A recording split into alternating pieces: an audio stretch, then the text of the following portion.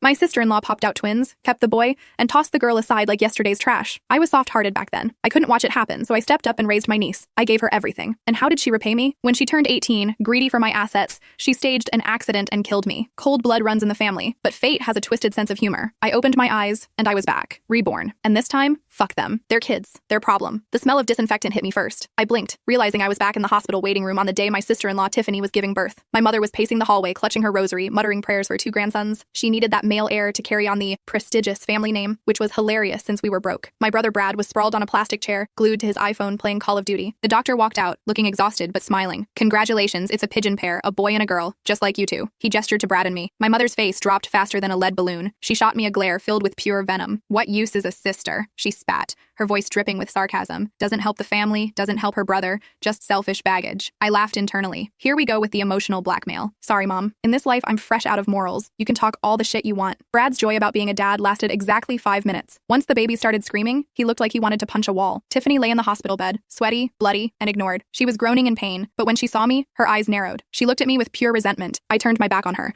Your own parents don't care, your husband is a deadbeat, and instead of hating them, you hate me? Mom, Tiffany didn't die on the table, so I'm leaving. I have work to do at the office. I grabbed my purse to leave, but Mom grabbed my arm with a grip like a vice. Your brother just had a son. The family name is safe. As his sister, don't you think you should show some appreciation? Open your wallet. I burst out laughing. I literally laughed in her face. I started counting off on my fingers. Since Tiffany got knocked up, who paid for her cravings? Who paid for the prenatal vitamins? Hell, who paid clearly for this hospital room? Me! What else do you want? Want me to jump in bed and play husband too? Mom was stunned. I had never talked back before. I used to be their doormat. Brad, seeing his cash cow trying to escape, jumped up. His face was red. Watch your mouth. Is that how you talk to Mom? What is this attitude, Chloe? Oh, sorry, Mom. My bad, I said, my voice dripping with fake sweetness. I've always been the obedient little bitch, haven't I? Unlike Brad here, who just screams and curses all day. I cleared my throat, clapped my hands together, and looked them dead in the eye. From now on, I'm going to be just like my big brother Brad. I'm only going to care about myself, and I won't spend a single dime on anyone else. Brad looked like he was about to blow a gasket. He rolled up his sleeves and swung at me. I dodged backward. He punched the air. A nurse ran over, screaming at us to keep it down. Brad backed off, huffing like a bull. I checked my watch. Time to go make some real money. In this world, cash is the only thing that doesn't betray you. Mom blocked my path again. She wasn't giving up. I didn't have time for her sermon. I pulled out a pre-prepared red envelope, standard tradition,